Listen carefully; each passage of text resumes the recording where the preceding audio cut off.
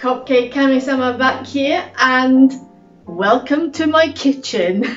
This idea has been going around in my head for a while because I thought some people might look at my handle, Cupcake Kamisama, look at the stuff that I put out and think, there ain't no cupcakes here, where's the baking? And truth is, I did get my handle, my username, because of baking. So I thought, let's bake in Frills. And I decided to call this All Frills Baking with Cupcake Kamisama. At this point, I have no idea whether this will turn into more than one video. It might not. We'll see. If this is the kind of content that you want me to do more of, definitely subscribe. Make sure you do that now. And definitely join my Patreon, because that will be the ultimate sign for me to do more All Frills Baking with Cupcake Kamisama. The link for my Patreon is in the description box below, so make sure to check that out. And let's get to baking. Full disclaimer, this is more of a bake along with me type thing rather than a tutorial or an instruction manual or anything like this. It's certainly not intended to be there for novice bakers, because unless someone wants to eat my simple things, I prefer to make things that challenge me and push me a little bit more so that I get to try new things as well. And cupcakes and basic cakes are perfect if you're a novice baker, so by all means try that. But I want to challenge myself, as well as I'm on my merry own. So when I make something, I need to make sure that it's stuff that I will be able to eat completely. Otherwise, it's just food going to waste. Thank you, pandemic, for not letting me bake for my friends.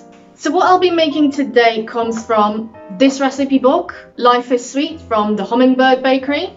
It's a recipe book I got from some of my friends quite a while back, and I enjoy it because it's exactly the kind of stretch and challenge that I need.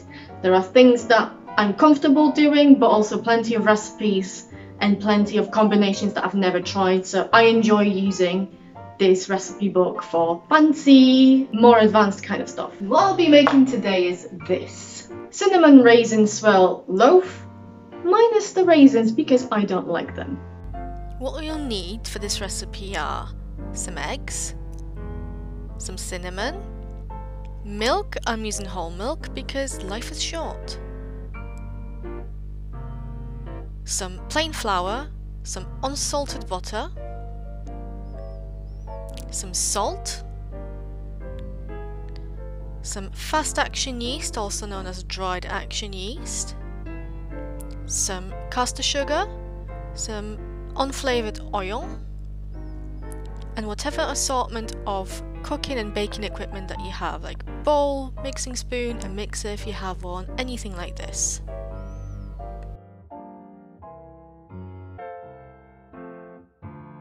Now, because this recipe will involve kneading the dough, as well as things like wrist cuffs and rings just get in the way, I'll get rid of them, I'll go wash my hands, and then we can start baking.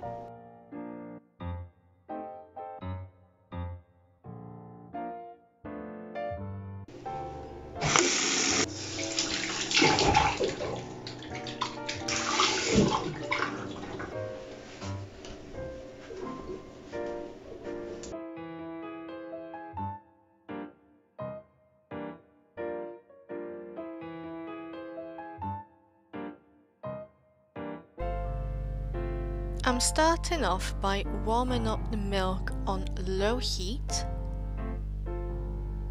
and melting butter in it. It's crucial that it's on a low heat, as you don't want it to boil, you just want it to gently melt and come together and warm up.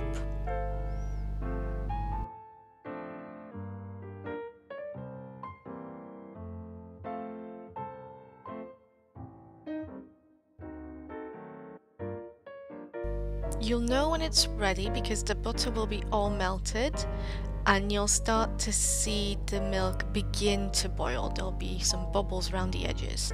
That's when you know to take it off the heat. Leave it to cool down just a little bit so it's warm to the touch but not hot, and then add the yeast into it, stir, mix together, and then set aside for about 10 minutes. While the yeast is waiting and doing its thing, you can start by sifting together flour and salt.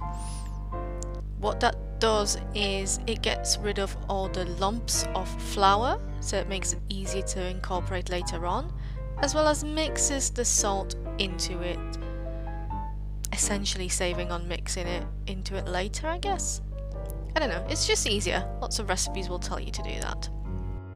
By the way, you will have noticed that I've got a tea towel tucked into my waist ribbon because I don't actually own an apron and I've got to protect my dress somehow, because no doubt half of you were already panicking that I'm baking in my Lolita. We can set that aside now, get our big mixing bowl and put sugar in there and then mix it with eggs. I'm checking here whether I need to mix them in one at a time or can I do both at once, which turned out to be the case.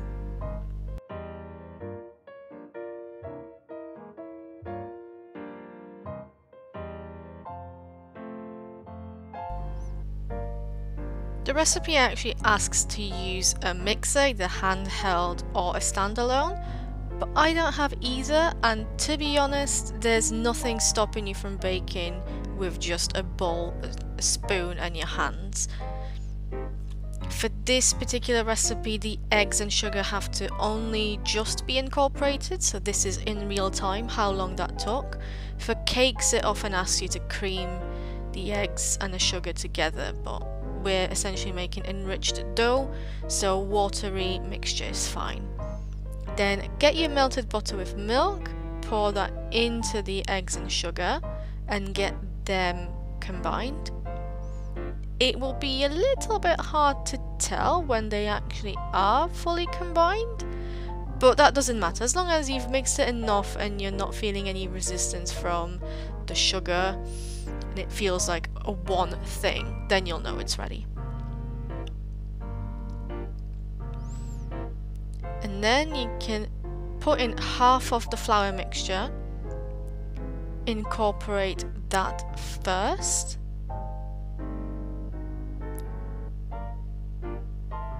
I'm starting off by mixing it gently so that I'm not creating massive clouds of flour going all over myself.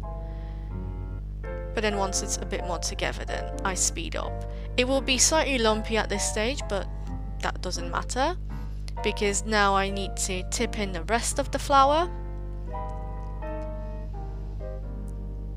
Essentially repeat the process and keep mixing until I feel like it's come together properly. Most of the lumps, if not all of the lumps, are gone and the dough starts to slowly come away from the bowl. It's a very wet mix being an enriched dough, so it won't do so completely at this stage if you're mixing by hand, but as long as it looks like it wants to come away from the bowl, that's when you'll know it's time to start kneading.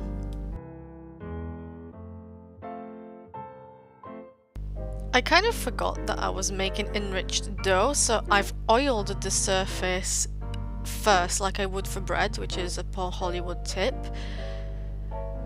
But then as I started and realised how sticky it is, I did put in the flour in. I'm not necessarily keen on having sticky things on my hands, so it was a struggle at first. I could have used with having a scraper, but in the absence of one, I used a knife. Please don't use a knife unless you're absolutely sure you can do so safely. But slowly, with some kneading, it came together.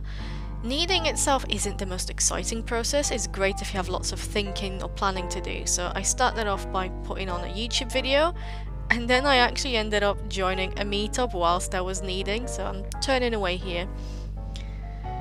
Once the dough was ready, I've oiled the bowl with some sunflower oil, plopped it right inside.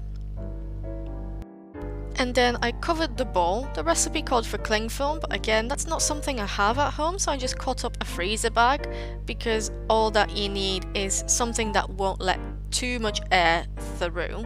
So anything plasticky will be great.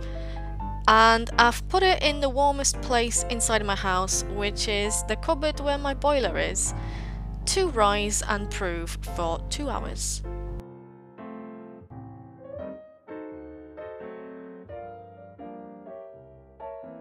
Two hours later.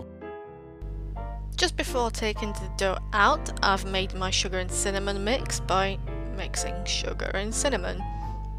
I ended up having a bit too much at first than the recipe called, but that's fine, that's easy to fix. And then added the cinnamon. Turns out I didn't have enough in my tiny jar, but I had a big one that I could refill from.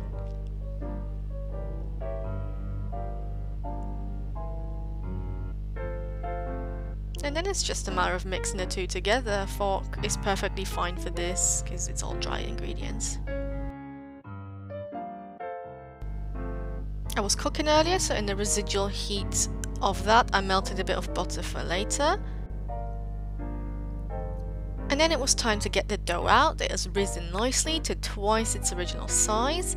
I floured my countertop, got the dough out, floured my rolling pin and began to roll. I must say this dough was super fun to work with. It was so smooth and elastic and slightly softer than Play-Doh. It could have stretched really far had I had the surface space to work it quite so far. Here I am measuring it because the recipe specified that it should measure 40 to 60 centimeters in length and be as wide as your tin, which mine was tiny, and I still managed to kind of fail getting it the right width, but yeah, it is what it is.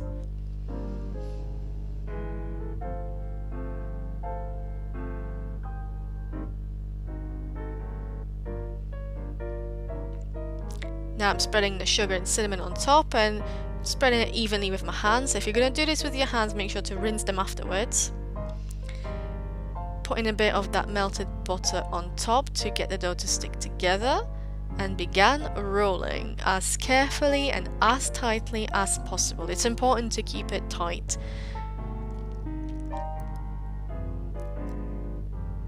And that's when I realized my boo-boo. Oops. Yeah, that'll be something to fix later. I mean shortly. Put the rest of the melted butter in a pan and spread it around all the edges and sides. And then, as carefully as possible and full of stress, it was very stressful, I've tried to put the dough inside that tin, tried to make it fit as best as possible. It's not ideal, and here I am trying to fix that, but it did the job. Put it inside a plastic bag again because it'll need to go and rise again. Make sure to leave a little bit of breathing space on top so that it has some room to rise, even in that tiny tin. Here I am very quickly cleaning my countertops. You may have noticed that I have been doing that in between various takes. And back in the boiler cupboard it goes for another 2 hours of rising.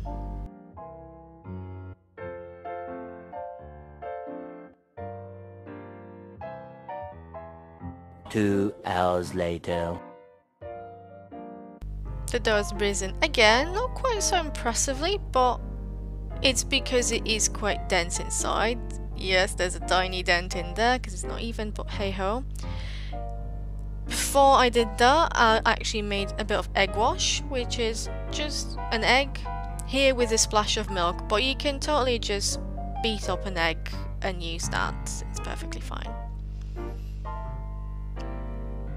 And again, this is something that you probably should have used a brush for, and that's what typically happens, but it's perfectly fine to do it with your hands. Make sure that they're clean, because all that you're doing is just spreading a little bit of that over the top to glaze it. I'm preheating the oven to 175 Celsius, I believe. And then once that's preheated, I've put the bad boy in. And once I realized that it's going to rise, I quickly shoved that top shelf to the bottom to leave him some room to rise. I set my timer for 40 minutes and bake. About halfway through-ish, I had a peek and tried to film that, but the camera just wasn't having it. But you can see even halfway through it's already risen quite a lot. I got worried that it might have risen too much and still be raw inside, so to prevent it from burning at the top, I've covered the top with tin foil. Tried not to burn myself on a hot tin there. So that it won't burn at the top, but it'll still cook from the inside.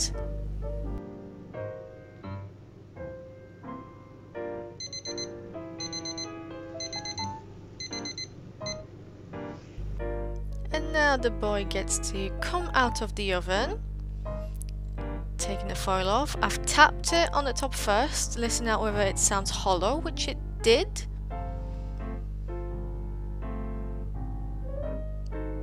Thankfully, because of all that butter, it came out of the tin without any problems. Just plop, like that. Woo, look at this. Tapping it on the bottom to check if it still sounds hollow. I felt optimistic about that, so off on a cooling rack. So now here comes the worst bit, because the recipe says cool completely before cutting up. Obviously, this being cinnamon swirl loaf, it smells amazing, unless you don't like the smell of cinnamon, but if you do, it smells amazing. But I can't cut into it to try, probably until tomorrow, given that this loaf came out somewhat dense. Purely because my tin was tiny. But it sounds hollow when I tap it on the bottom, so I assume it's done. I won't know fully until tomorrow, when it is definitely cool enough to be handled and cut up and tried. Because I've completely misjudged how long this would take. It is now well past 8 o'clock, nearing on 9, and I am desperate to take this off. So I'll do the final reveal via voiceover tomorrow. May or may not be in Frills, I don't know yet. Fingers crossed it comes out. Ta-da! This is the finished loaf. It did come out quite nicely. In hindsight, it's actually probably a little bit overdone. I'm not sure whether I set the temperature of the oven a bit too high, or whether with it being a fan oven it didn't need quite as long. But it is just a little bit on the overdone side, but hey, better this than raw. No frills happened that day, so you're just going to get plenty of shots of the loaf and just a glimpse of me cutting it up in a minute.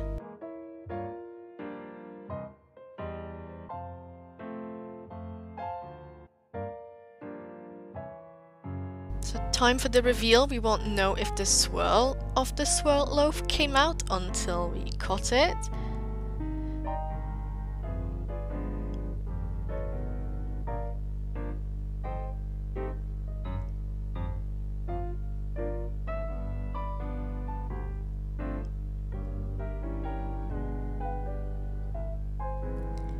At first I was slightly disappointed because I thought that the swirl didn't actually come out, and this is all that I had, but then I forgot that I tucked the two long ends under rather than pinch them in.